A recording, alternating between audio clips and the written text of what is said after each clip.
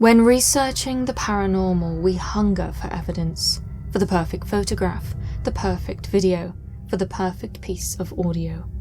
What follows are 5 phone calls, both unsettling and unknown, which may very well offer a morsel of proof to sate such appetite. My name is Laura, and you are watching The Paranormal Scholar.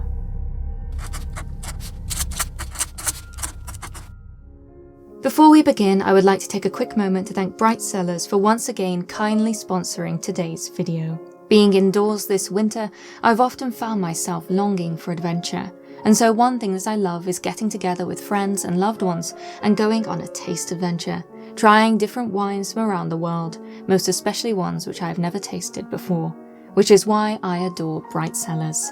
A monthly wine box, your palate is matched to a curated selection of top quality wines from around the world, with special focus on those exclusive, unique gems from small vineyards and hundreds of private labels, which you might not otherwise get an opportunity to experience. You start by taking their online quiz so as to discover your individual taste profile.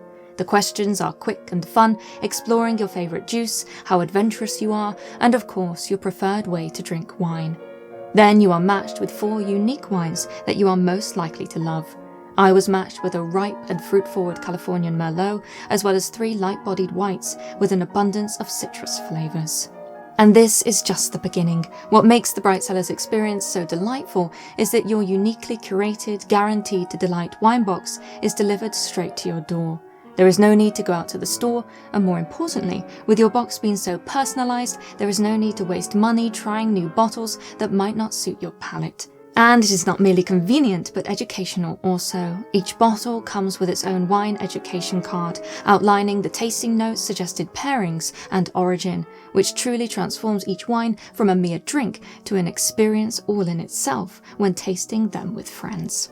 And Bright Sellers' attention to details does not stop at the wine. Their packaging is completely recyclable, plastic-free, and has the smallest carbon footprint in the industry.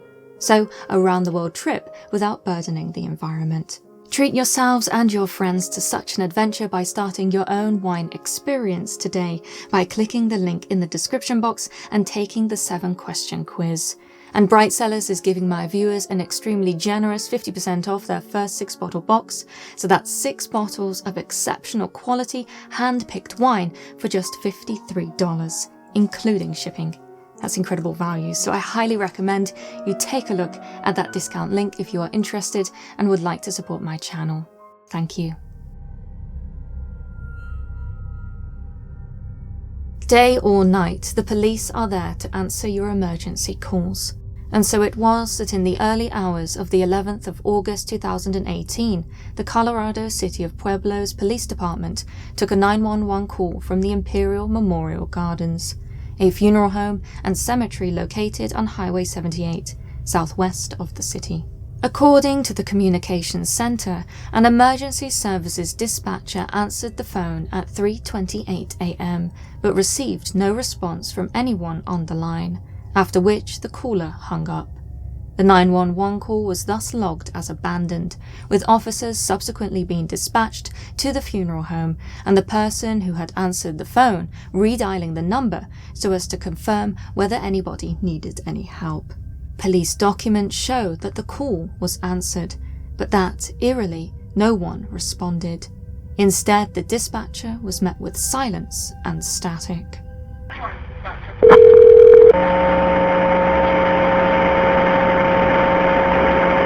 Hello? Throughout, you can also hear several muffled voices in the background of the call. While some are clearly other dispatchers in the communications center, it is not clear whether all the voices are on the caller's end, or whether some, most notably what sounds to be a low, mumbling male voice, are coming from the funeral home. Hello?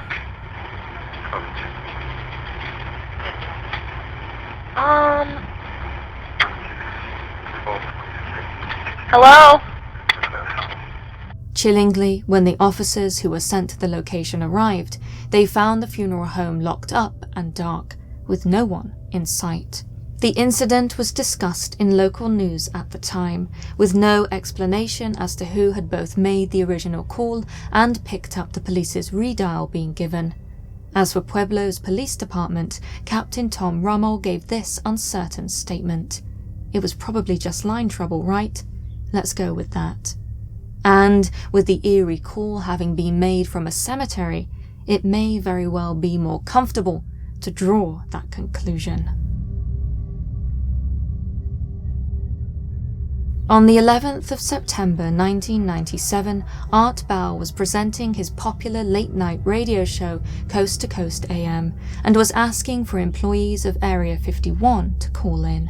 Sensationally, it is claimed that one such former employee did exactly that. Line, you're on the air. Hello. Hello, Art. Yes. Hi. I don't have a whole lot of time. Well, look, let's begin by finding out whether you're using this line properly or not. Area 51. What he went on to say was extraordinary, to say the least. Were you an employee or are you now? A former employee. Former employee. I was let go on a medical discharge about a week ago, and I've kind of been running across the country. Oh man, I don't know where to start.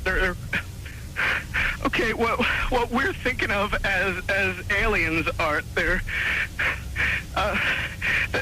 extra-dimensional beings that an earlier precursor of the space program made contact with. They are not what they claim to be. They have infiltrated a lot of aspects of the military establishment, particularly the Area 51. Disasters that are coming, the military, I'm sorry, the government knows about them. They want the major population centers wiped out so that the few that are left will be more easily controllable. Government conspiracy, aliens, a man living on the run. All sorts of incredible information was divulged to an interested public, until, finally, something stopped him. Discharge.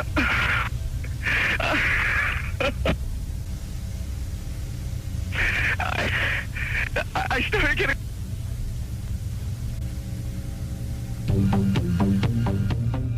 The satellite feed was mysteriously and suddenly cut. Art Bell at the time exclaimed, "Something knocked us off the air," with all communications, including phone lines into the studio, going black until their backup systems came online. Indeed, it is alleged that it was not just their radio station which lost communication, but others in the area as well. What exactly happened has been hotly debated ever since. The plot thickened several months later, on the 28th of April 1998, when a man identifying himself as Brian called the show so as to confess that the original Area 51 call was all a hoax. Hi, Art. This is Brian, and I just figured, damn the torpedoes, I'll just do this and let the chips fall where they will. All right. Everybody, I am the Area 51 caller. He even went so far as to mimic the voice he allegedly did the previous year. I don't want you to ask me to do this. If I start doing that guy, Whilst this may seem on the surface to be conclusive proof, many have questioned the authenticity of this confession.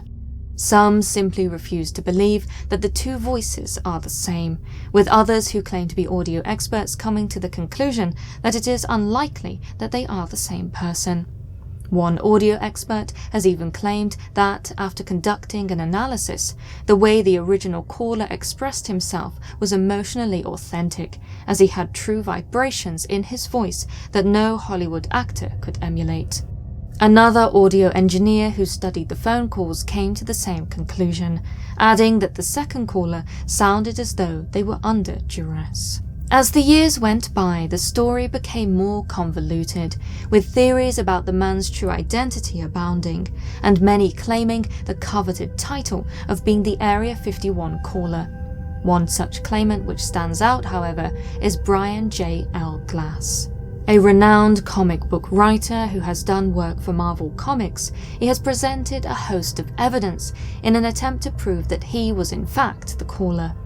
In addition to having the same first name as the 1998 confessee, he has also released voicemails which he supposedly left with a friend at the time, describing his coast-to-coast AM calls, and a phone bill which together are said to prove that he was the Area 51 caller. Yet, his supposed conclusive evidence can be said to have created more questions than answers. When actually listening to the voicemails, they can be said to be weird, self-congratulatory, and overly sentimental. The laboured confessions that no one would actually make, almost like the creation of an adolescent fraudster, hyperactively fumbling to construct backdated evidence for something which never happened. In them, Glass both mocks so-called conspiracy theorists and sounds like one himself, speculating to his friend in between gleeful, half-suppressed laughter that his fantasy may actually be reality, and that in speaking about it on the radio he might have attracted the attention of those in the know, who subsequently may have hit the panic button and shut off the show so as to stop the truth from getting out. Is the person in charge of making sure that real information never actually gets leaked?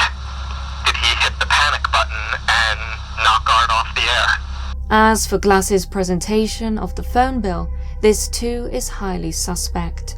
After all, much disbelief must be suspended in order to accept it at face value. An ephemeral document which has been perfectly preserved for 17 years, with no creases on the edges, and yet bears a perfect coffee stain, providing a convenient whisper of age, and yet does not smudge the all-too-important ink which presents the necessary proof of Glass having made the phone calls. Page 1 from Faking a Document Playbook. All in all, the entire case can be said to be a mess of half-stories and convenient pieces of evidence, with the water being well and truly muddied by the later and ever-continuing supposed confessions of Brian J. L. Glass. Not to mention the countless others who have also come forward claiming to be Art Bell's Area 51 caller.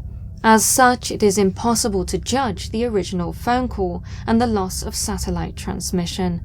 It may very well have been genuine, with the aftermath being little more than a cesspit of boyish cringe or a disinformation operation orchestrated by those who know the truth. Or indeed, both. And so, in many ways, it can be argued that it was not what the caller said which was interesting, but rather what he didn't. On the 7th of February 2013, Vanessa Villanueva was speaking on the phone with her girlfriend Chelsea when the call dropped. Vanessa quickly phoned her back, but was repeatedly met with her voicemail. When the two finally reconnected, Chelsea was supposedly upset. Why, she asked, had Vanessa been trying to scare her?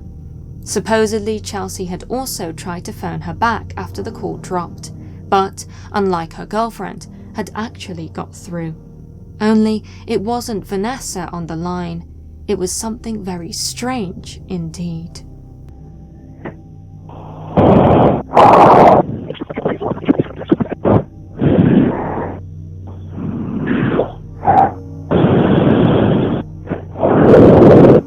According to Vanessa's testimony, she refused to believe her girlfriend at the time. It wasn't until she ended the call and saw a voicemail on her own phone that she knew what Chelsea had told her was true. Chillingly, the voicemail she received was a capture of Chelsea's entire phone call to her, including her speaking with a co-worker at the end who could hear the entire bizarre call on speakerphone.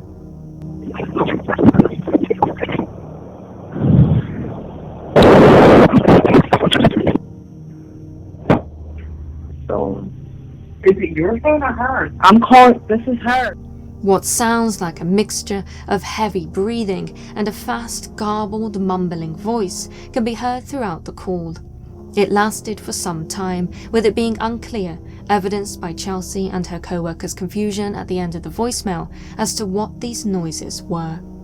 In the aftermath, Vanessa offered several suggestions as to what the call might have been, from a cross signal to the more sensational, extraterrestrials.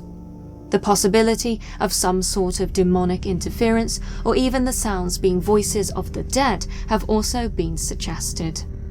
Whilst it may be easy to dismiss these more otherworldly claims and blame the anomaly on electronic distortion or interference, it is interesting to consider how investigators of both ghosts and spirits and alien life forms often ascribe similar anomalies to paranormal influences.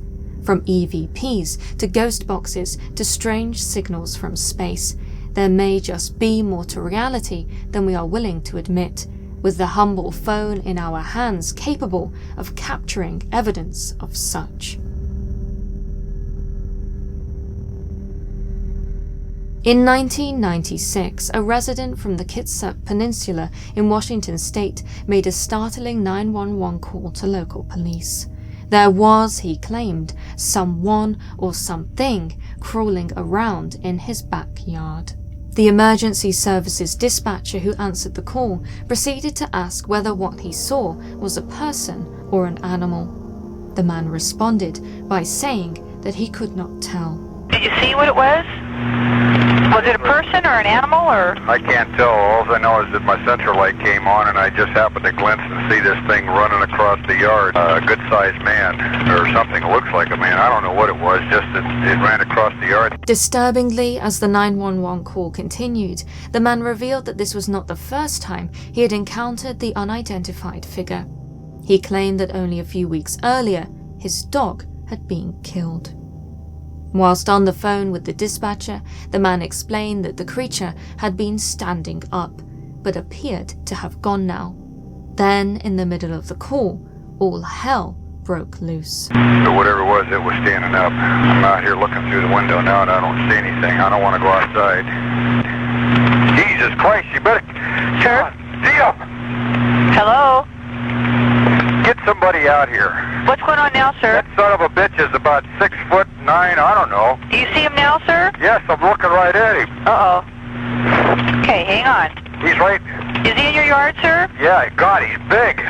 Okay, what's he doing in your yard? He's looking at me. Oh, and the guy is on foot. I don't know what... It's a big, real big person. That's all I can say. Okay, but it is a person.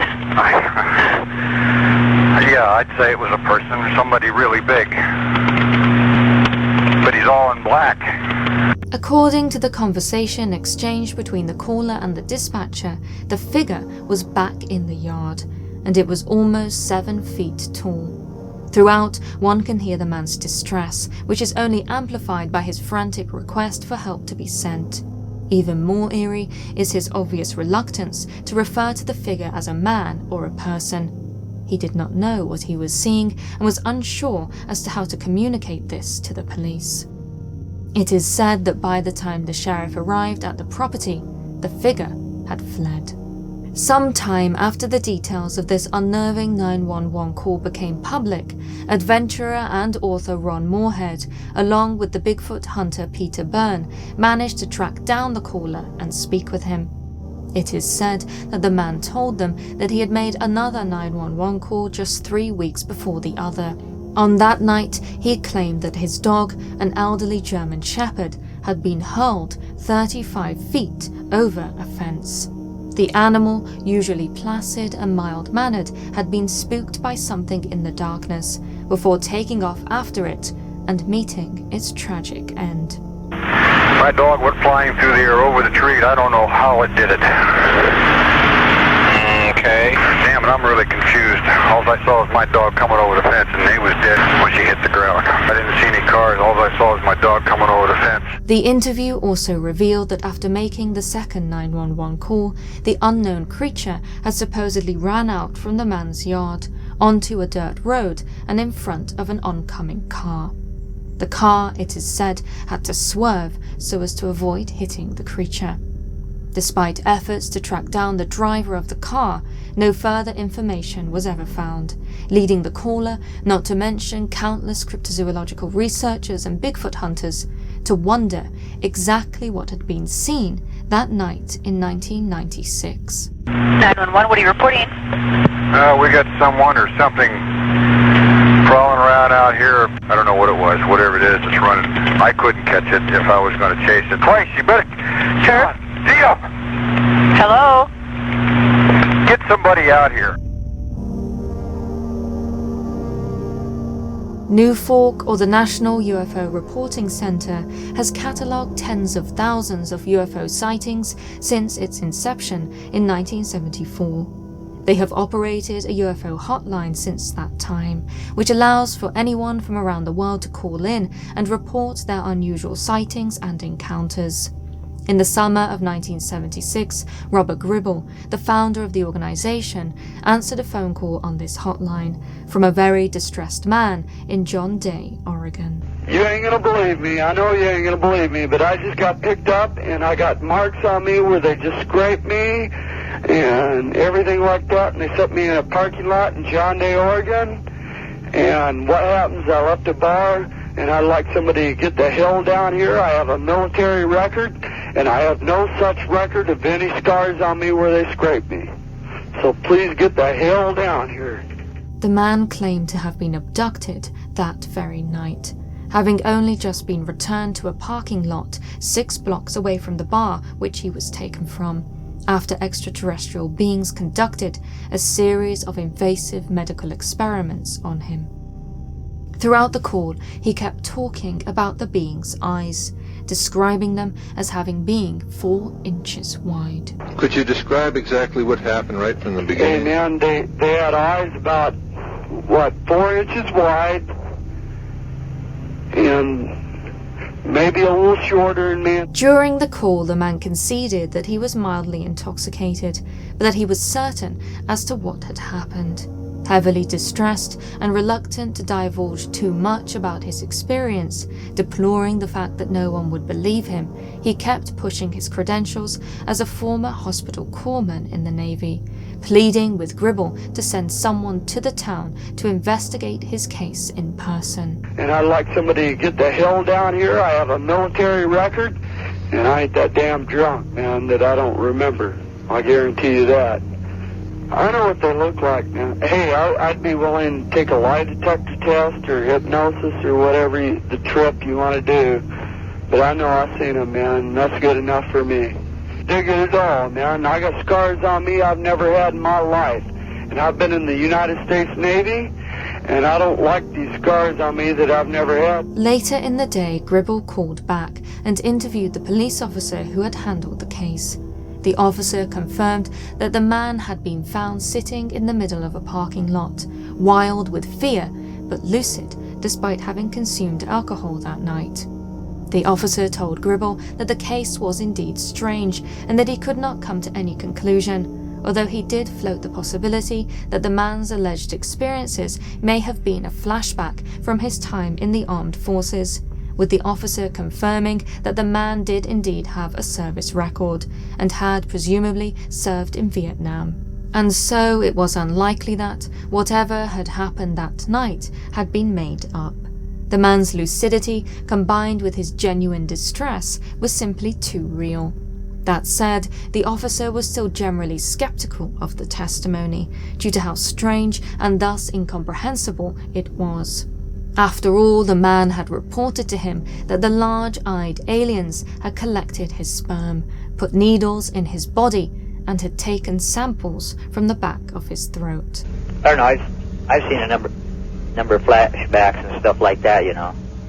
And this is what it really looked like, except that he was able to recognize people. You know, I mean, he wasn't really out of it. He made statements like he got a finger wave and they kept specimens of his sperm, and they looked into his ear and they took a big long swab and did something to the inside of his throat, and his throat was sore. And, you know, I mean, on and on and on. Eerily, all of these details can be said to be very similar to a great many other alien abduction reports. large eyes, medical experimentations, and, terrifyingly, missing time and distorted memories. The man was apparently not heard from again after this incident, as he was not from the area and was eager to leave. What makes this case all the more unsettling is how the hotline caller was not alone in experiencing strange phenomena in Oregon that summer. There was an influx of reports in 1976. Several others described seeing lights in the sky, with one man reporting that he and his whole family may have been abducted after seeing 3 black triangular UFOs further north of John Day. That same man even described being scared off by a strange man in black. As incredible as these cases are, however, with the distance of time, they have all but faded, with the recording of the phone call being the only tangible link that remains to the veteran and his experience. Whilst the police officer may have struggled to believe such an otherworldly encounter, it is a lie to say that such claims are rare. They simply are not. New Fork's hotline audio database is vast, far vaster than it should be, considering time after time these phone records report the existence of, and most disturbingly interactions with, malevolent alien beings who seem interested in only one thing: the brutal exploitation of the human race. And they don't believe me either, man. They think I'm a nut. Hey, I know you don't believe me either, man, but you know, nobody ain't gonna believe me. I know they ain't gonna believe me, man. Thank you so much for watching. If you enjoyed this video, don't forget to like and subscribe for more of the paranormal. Equally, you can sign up to my email newsletter via paranormalscholar.com and be notified of all my new uploads. In the meantime, if you haven't already, why not watch another video, such as the one suggested on screen now, or check out the very generous 50% off Bright Sellers discount link in the description. Thank you again. Until next time.